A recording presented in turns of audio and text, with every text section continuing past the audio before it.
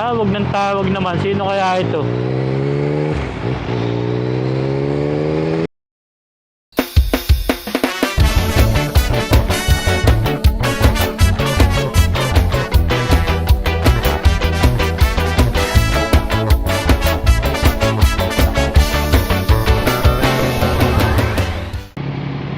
So guys, ang gagawin natin, pupunta tayo sa Palm Jumeirah, magdadala tayong pagkain. Pupuntahan natin yung pinsang ko. Hey!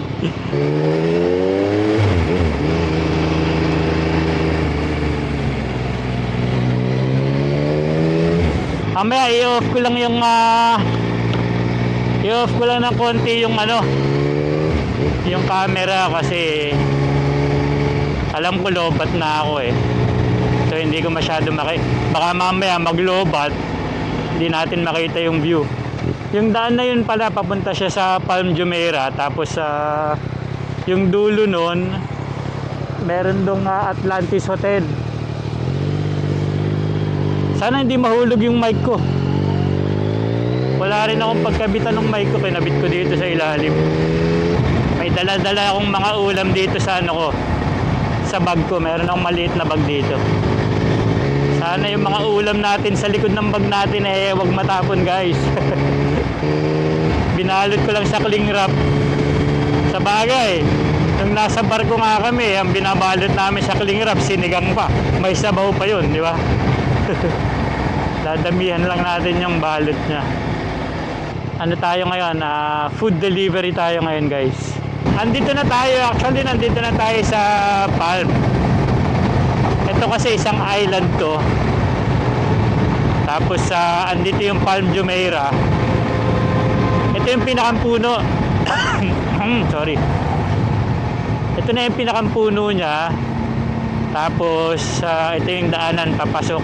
Mamaya papasok tayo dun sa pinakang kumbaga yung mga dahon ng palm, di ba? Meron siyang para mga sanga-sanga. So bawat dahon, isang street siya ng mga bahay, ng mga villa. Ito yung isa sa pinakamahal na bahay din sa sa buong mundo. Na feature sa mga isang malalaking na-construct na man-made island, itong Jumeirah Island. Tapos nakikita niyo sa dulo, itong dulo na yan yung Atlantis Hotel. Ayan, may Atlantis Hotel dito sa Dubai. Yung isa, napuntahan na rin natin, nasa nasa Bahamas. Isa sa mga unang nagawa na Atlantis Hotel yun. Sa Bahamas. So ayan yan, Atlantis Hotel yan. Yung nasa dulo natin. Ngayon, itong mga street na yan, sa gilid ko, sa kanan, sa kaliwa, yun yung mga sanga ng palm.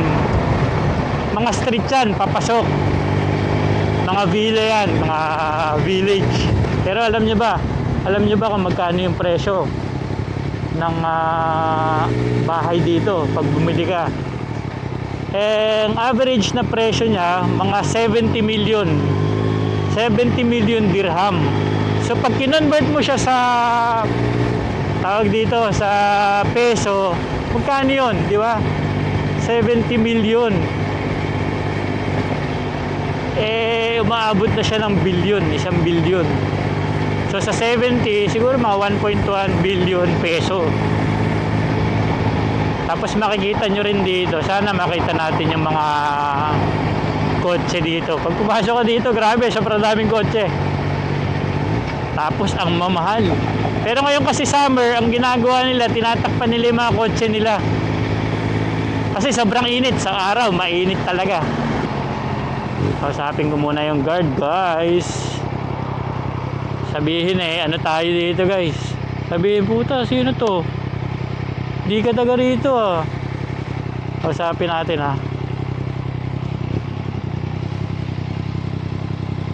Bro, yeah. ID?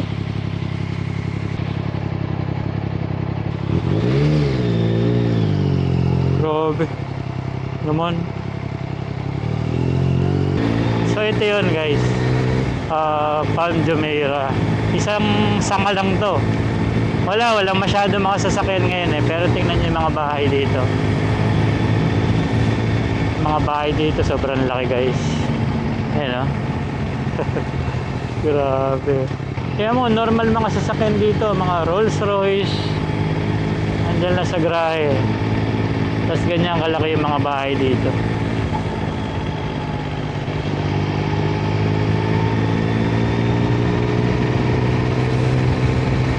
Ayan, ang dami pang mga ginagawa ditong bahay.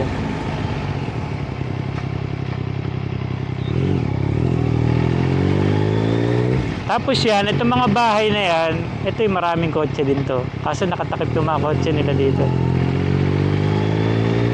Yung likod na yan, dagat yan. Dito na tayo guys. Tawagan lang natin yung pinsang ko. Pinsang ko. Wait lang. Ang init. Tambay muna ako ng konti. Sino tao dyan? Ha? Send ko na sa inyo. Nakaano tayo ako eh. Mamaya tit na ako. Nakaano tayo ako eh. Naka-helmet tayo ako eh. Oh, Yamaha. Ganito din yung motor ko dati. Kaso lang mas lumang modelo yun. Nakapag-deliver na tayo ng mga pansit. Dito sa Palm Jumeirah. Ayun o, di ba? Mga kotse dyan. Mga Bentley, Ferrari. Common na dito yan. Sisiw lang yan sa mga yan. Pauwi na tayo. Yung mga bahay oh. Grabe oh. Tawag ng tawag naman. Sino kaya ito?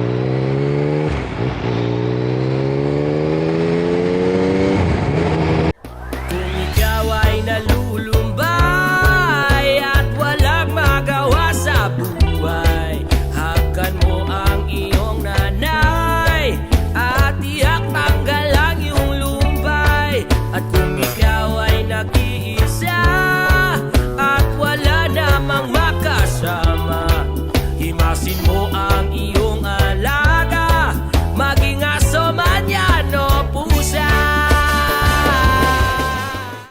Tatawid na tayo ng tulay guys. Ewan ko kung kita ha. Tingnan natin kung kita. Yan, tulay to. Tapos dagat na yan oh. Kanal yan.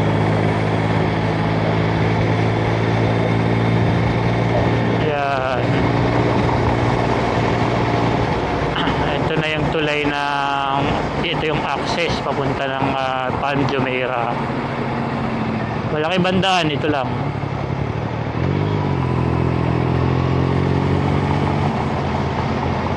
Tapos pagbaba natin dyan sa may unahan sa mga flyover dyan, Sheikh Zayed Road na yon. Pagbaba natin ng Sheikh Zayed Road, exit na tayo, unang exit.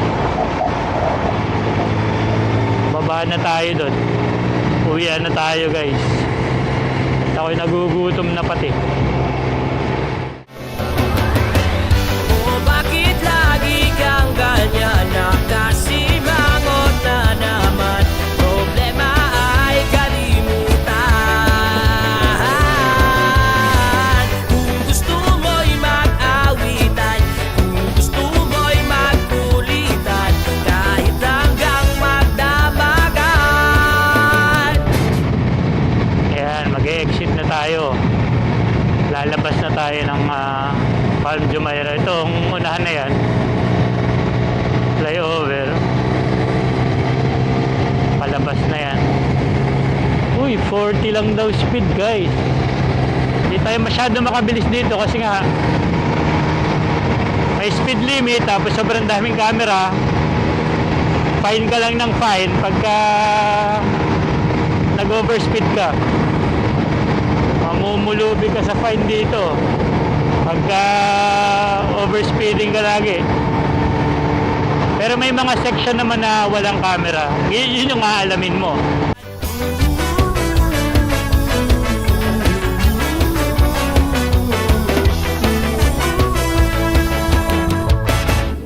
Dito tayo dumaan sa loob ng Al-Barsha 1. Ito yung Al-Barsha 1 guys. Para makapasyal naman kayo dito sa looban. Uy, ate nagbablog oh. Vlogger yan. Siguro mga 3 minutes na lang away tayo sa bahay. 3 minutes more. At makakauwi na tayo guys. Astig tong ano. Tingnan mo yung scooter ng ano, grocery. Astig, di ba? Di ba? Di-deliver yan guys. Malupit yan. Ngayon, pag kayong ganitong oras na dito sa Albarcia 1 ay nagbi-build up na yung mga traffic dito. Kasi dito sa street na yan, ang daming kainan dyan. Oh. Daming restaurant. Rush hour kasi, di ba? Pero kahit Sabado, di ba? Sobra. Na mabubuhay na naman mamaya itong street na to kasi sobrang daming kainan dyan. Tingnan mo. Tapos yun nga, marami din bahay dyan. Marami ding mga building dito na mga residential, kaya marami ring nakatira dito. Tapos ito kasing street na yan dito sa likod ko, metro station. Syempre pagka malapit sa metro station, madali yung transportation, kaya madalas yun yung pinipili ng mga tao. Syempre kahit pa paano, ang mahal din ng pamasahe, di ba? Kaya nga ako, nagmotor na lang ako eh. Motor na lang, oh, di ba? Mura pa. Motor, mabilis ka pa makarating.